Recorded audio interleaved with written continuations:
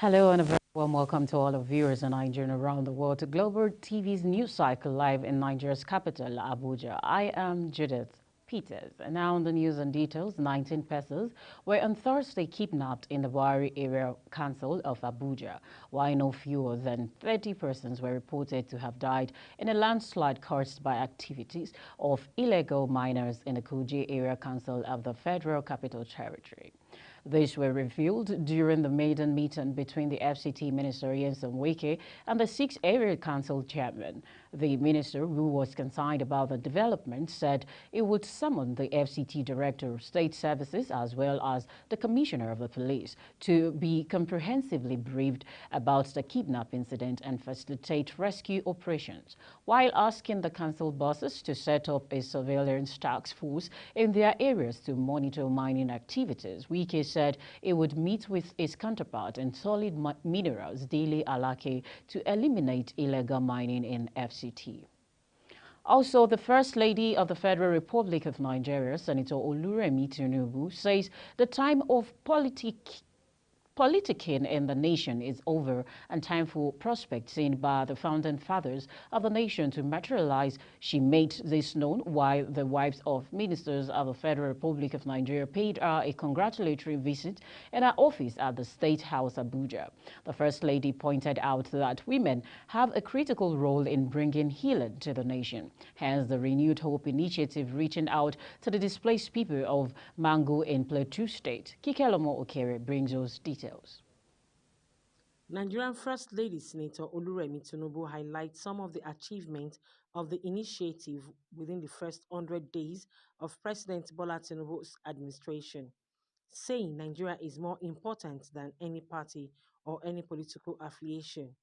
She therefore urged the wives of the ministers to continue to support their husbands and make them proud at all times. These are the people we want to, reach out to and also try to see how we can also help families, and that's why Renewed Hope Initiative encompasses agriculture, education, health, economic empowerment, and social investment.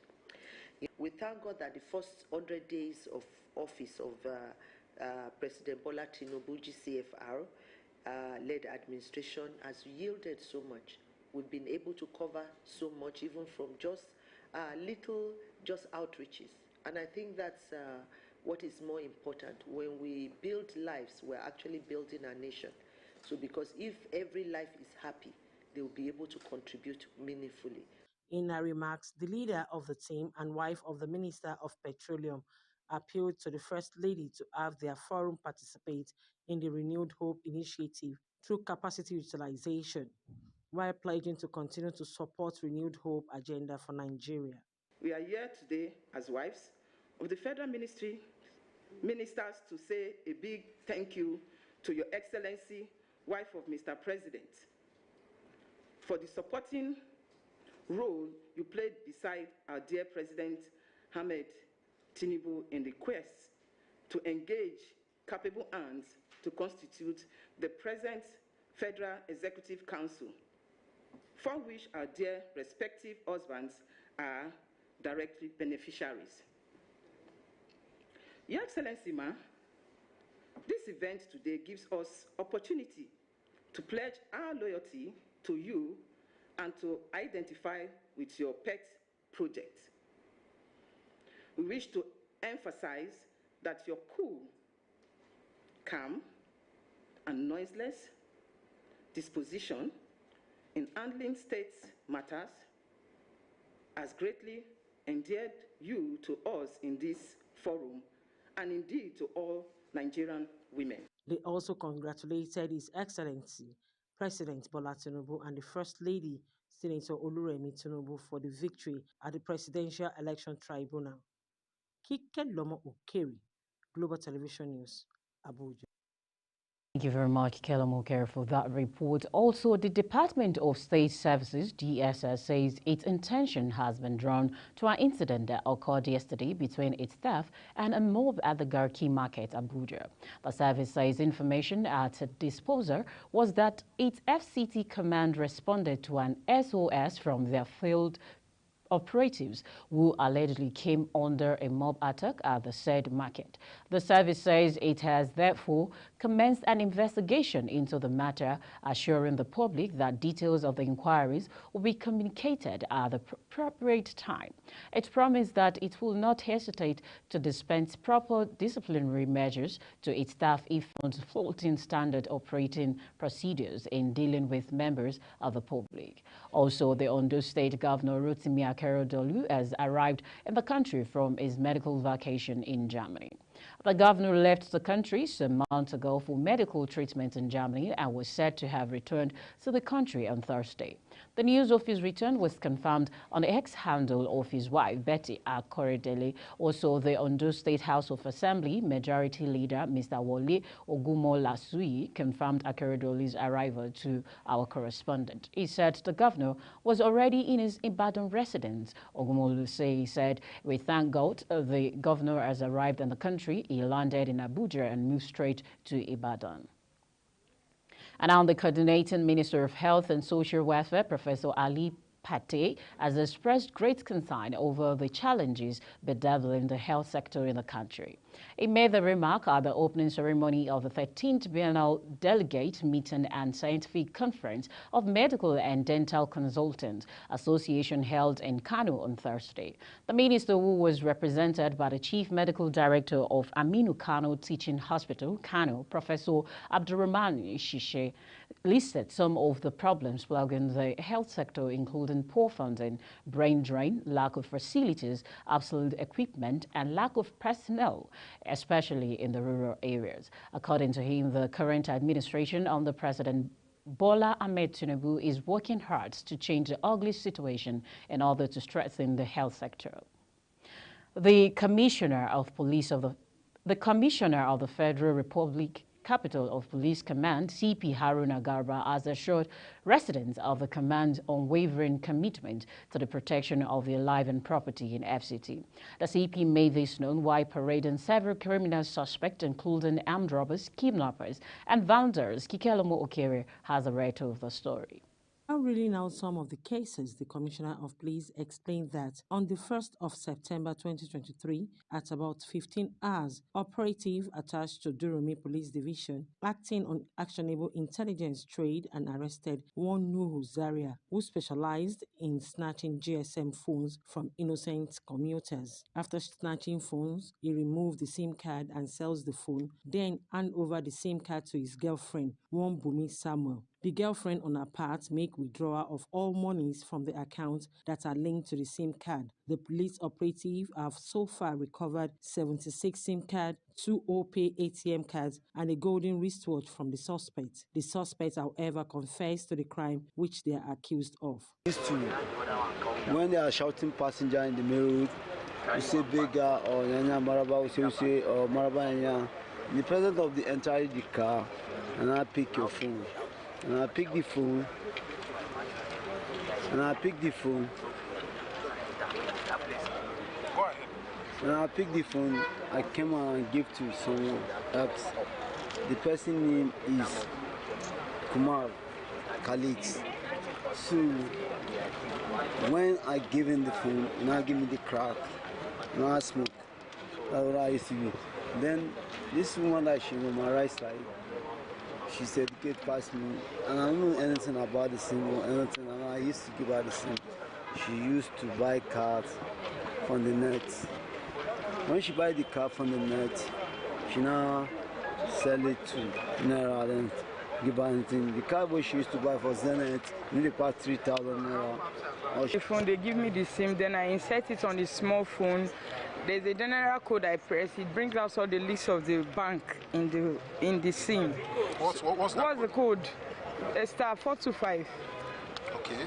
So whichever, does it work with specific SIM cards? Yes, any of the bank, any of the SIM. As long as there's a bank registered to that line, it will bring it out. So then we recharge. When we recharge, and we get the balance of the person. If it's above 20,000, we can open mobile wallet, then we transfer the fund there. Sorry. So that is how I operate. Also, the FCT Police Command, in its swift operation between 30th and 31st of August 2023, impounded 6 vehicles bearing both foreign and local plate numbers. The modus operandi of this driver is that they use the vehicle to convey unsuspecting passengers, and midway to their destination, they dispose them of their handsets and other valuables. The moment they carry out this criminal act to avoid being traced or linked to the crime, they quickly remove the Nigerian plate number. The suspects also confessed to the crime they were accused of. Actually, me as a also dealer, if you show me the custom duty, I'm okay by me. But if you say plan number there, I can ask the paper. But actually, there's no any plan number in the car. You brought the car, where the custom duty of this car? I said, I don't have money. So from there, my end it. So you contact with the person for Abuja here, they discuss the business enter 9.5. If you brought the car, the settlement, so no problem. So that's it. So the person who brought the car to you, yes, where is he now? In River State. Have you been able to contact him to tell him your situation? No, I didn't tell him anything where he's going. Anything happened from yesterday to now, I never tell him what he's doing. But also, it's my customer. I'm changing dollar. And what they do mostly in the night is that when they pick an unsuspecting passengers, as they get away almost midway to the destination or to a lonely place where there are no lighting or an obscure place, they rob the unsuspecting passengers and drop them. But the moment they leave that place, they will remove the number that is superimposed, that's Nigerian numbers, plate numbers. They will remove it and then leave the foreign plate number, so as to dissuade the security agencies from getting to them and arresting them. The Commissioner of Police, however, assures residents of the Federal Capital Territory of the command's unwavering commitment to the noble goal of protecting lives and property of the FCT residents, saying the suspect will be charged to court at the conclusion of investigation. Kike Lomo Okeri, Global. You're watching the Global TV News Cycle, coming to you live from Nigeria's capital, Abuja. We are on StarTimes channel 276. Kindly follow us across our social media platform using Global TV NG and other handles now showing on your TV screen. When the news returns, we'll bring you more details and many more stories after this break. Please stay with us.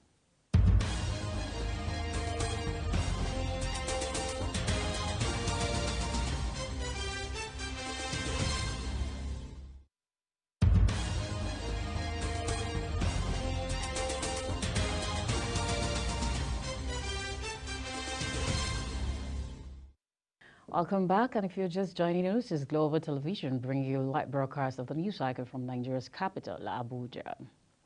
Gabon's military rulers has appointed Raymond Ndong Sima, a prominent opponent of ousted President Ali Bongo Ondimba, as interim prime minister. He is the first civilian leader named by the junta, which overthrew Bongo in a coup at the end of August. Ndong Sima, a 68-year-old economist, served as prime minister under Bongo from 2012 to 2014 before becoming a critic and eventually challenging the longtime leader in election in 2016 and 2023. His appointment, announced on state TV on Thursday, was made in a decree by Gabon's new military leaders, General Brice Oligui Nguema, who were sworn in as interim president on Monday. In his inauguration speech, Oligui vowed to hold free, transparent, and credible elections to restore civilian rule, although he did not give a time frame. He also said he would shortly announce an inclusive transitional government drawing on figures from across the political spectrum. So on the foreign scene, the United States military is reportedly repositioning some troops and equipment within Niger Republic. It is believed that the Pentagon will withdraw a small number of non-essential personnel based on what it says is out of an abundance of caution.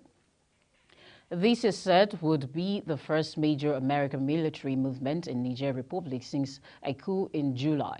Before this movement, there were 1,100 troops in the West African country signed off discontent within the Nigeria Armed Forces and mountain soldiers. Both non-commissioned officers and officers do not feel supported or protected by the junta's generals. The latter are more concerned with protecting the financial interest, and they are already shaking footing and power than with defending the interests of their subordinates, no longer listening to their men. The junta seems increasingly isolated, while popular anger rubbles. Also, the federal government has ordered power distribution companies to deploy customers' engagement platforms within the next 3 months, beginning from September 1st, 2023. The directive meant the discos must install the facility before January 2024. It gave the order through the Nigeria Electricity Regulatory Commission and explained that the directive became vital due to the failure of discos in resolving the complaint of power users. The directive was contained in a document from NERC titled Order and Deployment of Customer Engagement Platforms. Still, the United States government, through the Agency of International Development, USAID, has facilitated $205 million in debt and equity investment for Nigeria agri-businesses in the past 5 years. The agency disclosed this on Tuesday in a statement announcing the USAID-funded West African Trade and Investment Hub workshop termed Leveraging Private Sector Engagement to Promote Sustainable Impact that began on Wednesday. According to the agency, the two-day event will highlight the trade hub's efforts to expand trade and investment opportunities and improve livelihood and communities in West Africa. It stated that Nigeria, with its untapped pool of labor, has vast potential for economic growth, stating that there is an opportunity for the country to become a dominant exporter and hub for the West African region and Africa. The National President of the Nigeria Association of Chamber of Commerce, Industry, Mines and Agriculture, Nasima Dele Oye, says the Chambers is partnering with South African to strengthen ties and enhance the collective economic potential of Nigeria and South Africa.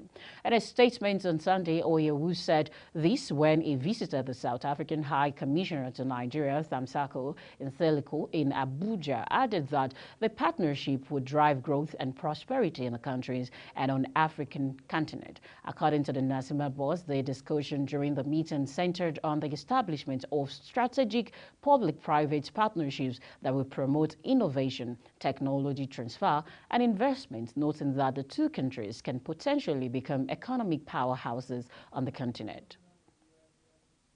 And for more updates on sports, here is Sharon Ajay. Leadership of Nigeria Football Federation, NFF, has assured of its readiness to always partner with the Sports Writers Association of Nigeria, SWAN, in its resolve to take the round ladder game to greater heights in the country. NFF President Alhaji Ibrahim Musa Gusau, who gave the assurance on Thursday while playing host to the leadership of National Sports Writers Association of Nigeria, led by its president, Mr. Isaiah Benjamin, in his office in Abuja, describes sports writers as critical partners to sports, particularly football development. Still on sports, US Open finalist Coco Gauff has said she held no animosity towards the protesters who interrupted a semi-final match against Karolina Muchova on Thursday, even though she did think their timing could have been a lot better. The American eventually beat Czech Muchova 6-4, 7-5 at Alto Ash Stadium to reach the US Open final for the first time as she continued a terrific season. After winning the first set and taking the opening game of the second, the match was altered when 4 protesters began shouting from the stands. Sharon Ajay reporting for Global TV News. Thank you very much, Sharon Ajay, and that's it on Global TV News Cycle, live from Nigeria's capital, Abuja. We're on StarTimes channel 276. Kindly follow us across our social media platform using our Global TV and G and other handles now showing on your TV screen. On behalf of the production team, I am Judith Peters. Thank you so very much for watching. I'll see you again.